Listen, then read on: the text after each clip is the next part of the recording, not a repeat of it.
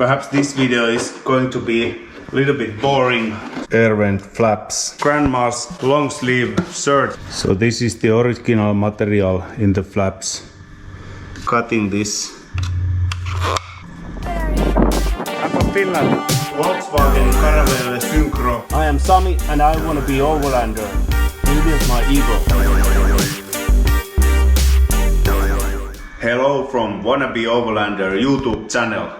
This episode I'm going to tell you a little bit my plans about this project. This episode perhaps I don't have a lot of building. Mostly I'm going to wash the parts and everything behind the dash needs to vacuum very good and to clean the dust off, because I'm going to install the pollen filter to the engine bay so the cabin don't get the dust so much in. I clean these air flaps and as you see what happens to these rubber seals here. They are totally torn out. You can't touch these, they're rotten.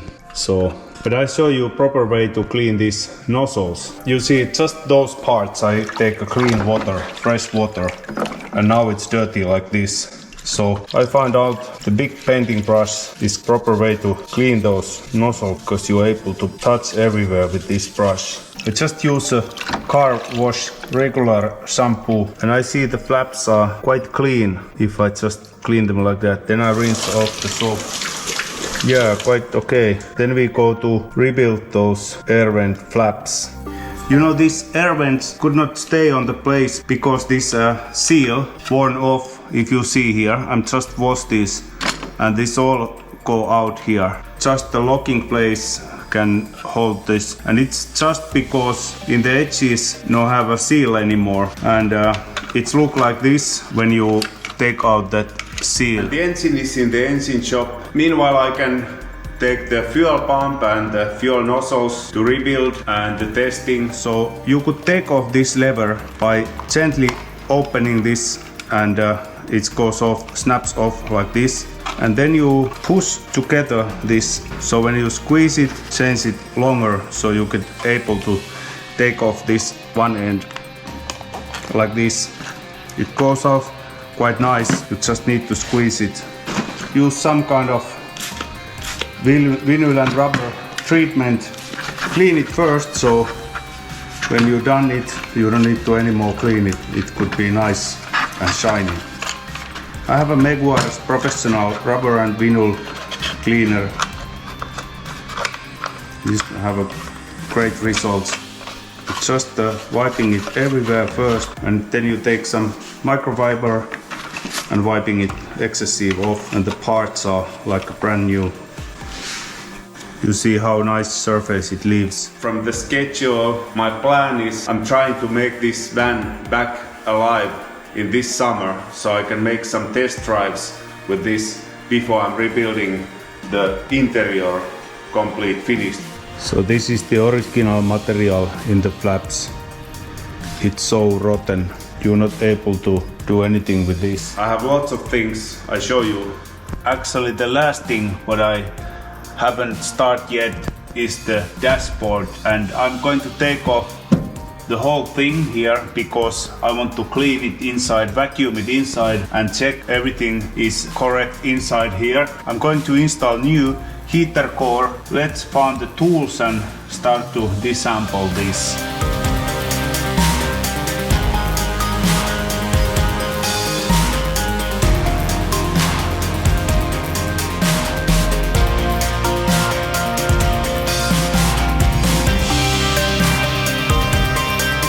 Finally I get this off.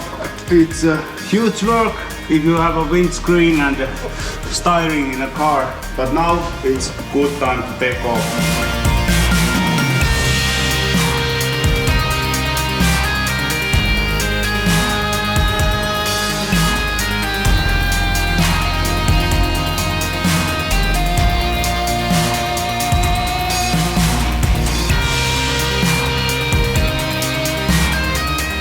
You see all this come down from there.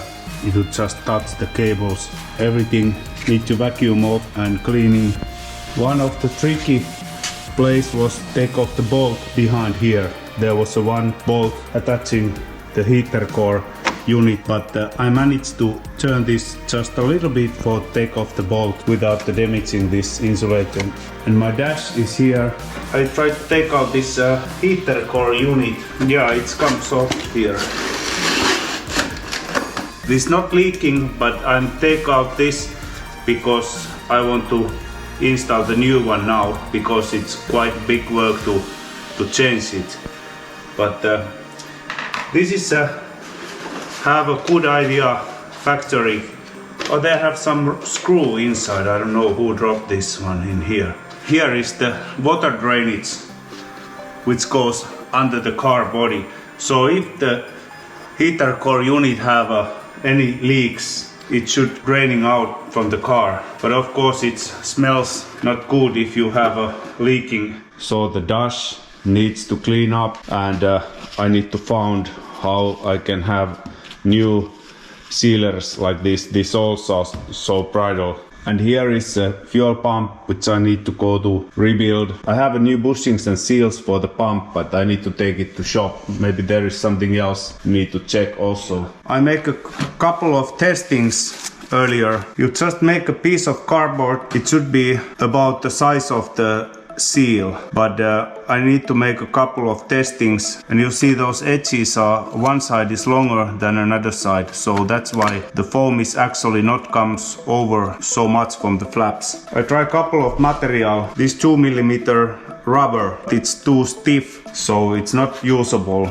Then I try this kind of foam, plastic foam, but I didn't have a thin enough, so I cut the slice off here. This is possible usable also in the flaps. I try already, but then I found this material, and this is some kind of CR/NBR. I'm not sure what that means, but this is it should be some kind of nitrile butyl rubber foam.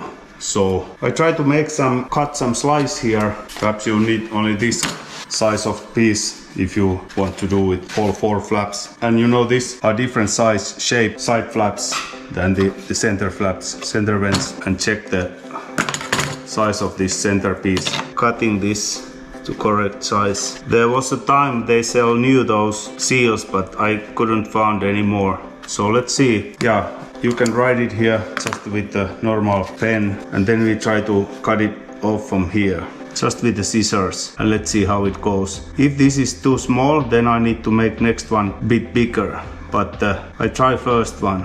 This is exactly same size of the channel outer diameter, and don't stretching it when you cut it. And then we see are we able to install it here. So do it correct way, you don't need to stretching it too much. This is 2mm thick, and I think it's quite correct thickness. So when you see, because this flap are not even, so this side comes over more and here less.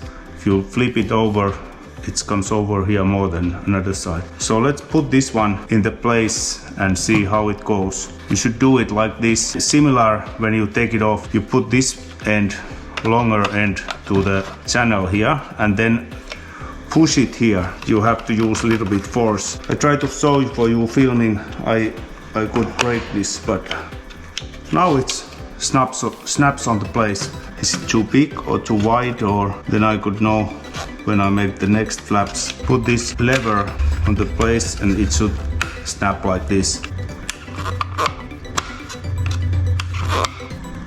I think it's now quite perfect.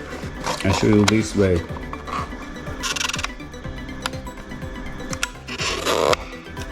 And now flap stays on the place where you leave it, because there is rubber in the both sides. So then we repeat it a couple of times. I want to make a couple of spare flaps.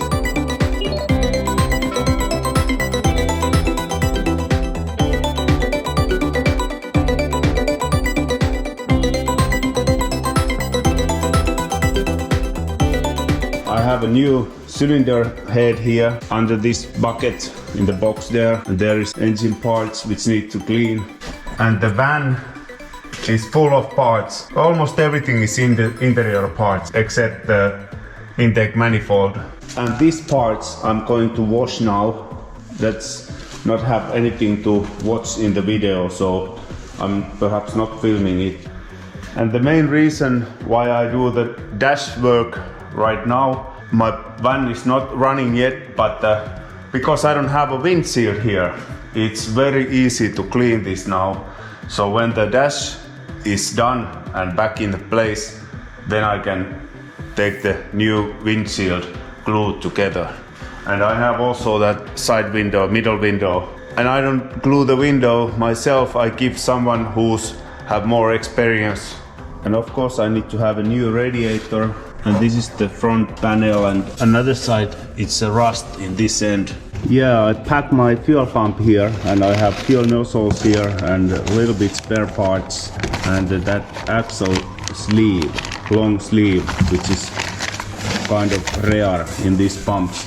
So I'm going to take this to the diesel shop and let's see if they can rebuild this pump for me so I can use my original pump. This air pipe has some grandma's long sleeve shirt here, and it was with the staples locked here in the one end. Yeah, it could come off, so I can clean these. These are just for the insulating, perhaps the blowing noise and also rattling, so I put this cleaning. Another one goes off easier than this, but okay, it's just like this. Perhaps you can use some grandpa's or grandma's underwear, long trousers, to use this one. So now under the dash is clean. I vacuum it and blow it with the air and wiping with the rack with a very mild soap and water. Now it's clean, dust free, and I buy also this kind of damping material, vibro damping material, and I'm going to put a little bit extra layers behind the firewall, such as here. I'm cut the one piece, I don't glue it yet. There is from factory so tiny pieces, so that's why I think now it's good to put a little bit extra there. Then I put this factory insulation back here, and then I start to rerouting wires back and start to installing back together heater. Okay, now there is sound damping a little bit, and it's not very nice. I put the small pieces. I didn't try to cover it 100% because this is not actually direct sound damping, this is a vibration damping. It's fine now. Then I put this insulation back. Yeah, I put some extra damping material in the fenders. I'm not going to do full insulation now, but I'm already done something behind the firewall insulation, so I'm going to continue here. I'm already done one side. Small gaps are not the problem here.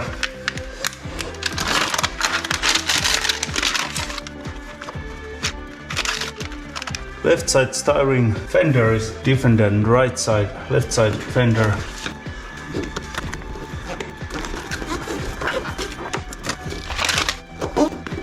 I'm not want to have a overflapping because problem with the flooring, so take out the excessive so there's not the overflap. Something like this. I don't have that roller tool now. And this is vibration damping, so the tiny gaps are not the problem.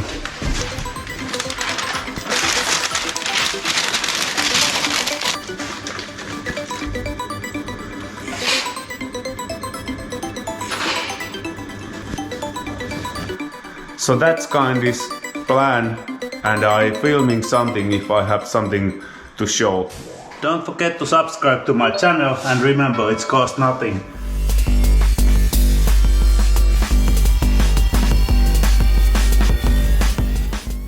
Thank you for watching, and see you in next episode. So what we have done, we get the towing bar and rear bumper, rear tail lights installed, and the heater core unit out of the car, out of the van, and the dashboard, and that's the last place.